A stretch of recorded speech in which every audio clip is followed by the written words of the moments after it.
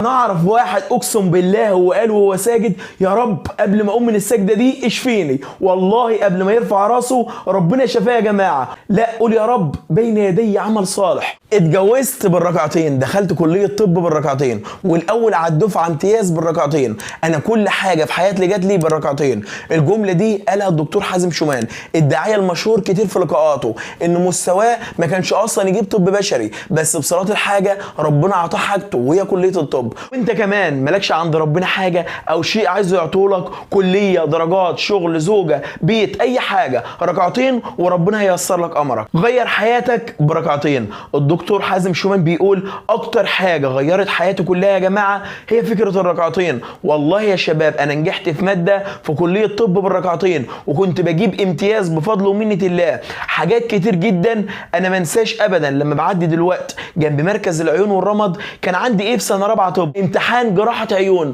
وكان الوضع صعب جدا وحصل ظروف صعبه والمذاكره صعبه. سبحان الله العظيم صليت ركعتين قبل الامتحان وقعدت ابكي لربنا. انا جبت في الماده دي امتياز، وماده تانية برضو اتمنعت من دخول الامتحان علشان نسبه غيابي. فرحت للسكرتيره قلت لها دخليني، وقالت لي ممنوع لا يمكن. قلت لها طيب هاتي لي نماذج الامتحانات القديمه. قالت لي ازاي ده اللي الدكتور بيحط منها الامتحان. رحت جامع المستشفى بتاع الجامعه وصليت ركعتين وتوسلت الى الله، ورجعت لها. اول ما شافتني قالت لي انت عايز تدخل الامتحان؟ خلاص مشكله الغياب هشيلها. وكنت عايز الامتحانات القديمه، قامت فتحت لي الدولاب وقالت لي خد الامتحانات صورها وهاتها لي علشان لو الاساتذه قبل ما يحطوا الامتحان طلبوها. والله يا جماعه فكره الركعتين دي كنت في مره في مصلحه حكوميه، وكانت ورقه رسميه في غايه الخطوره والاهميه بالنسبه لي، وانا لسه متخرج، والراجل كتب عليها كلام يعني خلاص المصلحه دي ضايعه. يا عم ربنا يهديك، يا عم ربنا يرضيك،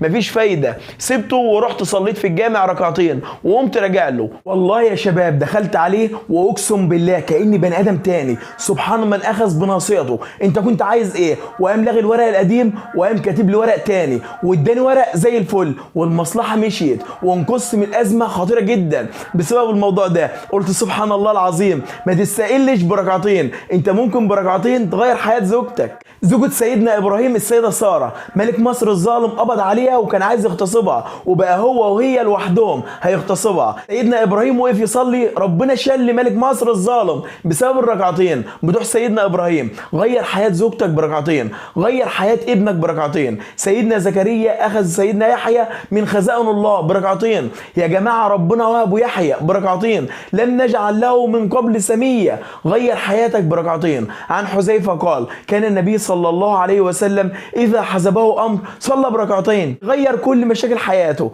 غيري مشاكل حياتك بركعتين. سيدنا عمر بن الخطاب كان بيقول اني لا احمل هم الاجابه ولكني احمل هم الدعاء. انا مش شايل هم ان ربنا يستجيب لي. يا جماعه الاجابه سهله، المشكله مش في ربنا، المشكله فيك انت. ولكني احمل هم الدعاء، انا همي ان ربنا يفتح عليا في الدعاء. خدي بالك اكبر عقوبه احنا متعاقبينها من الله صرف القلب عن الدعاء، لان ربنا اجابه الدعاء عنده سهله. علشان ربنا يستجيب دعائك انت مش لازم تبقى ماسنجر في العباده، ربنا اسهل حد تاخد منه كل حاجه. المشكله فيك انت، ان انت ما بتطلبش، ان احنا ما بنتعبش. طيب ليه ركعتين؟ ما ارفع ايدي وبس، لا اتعب بقى في الدعاء.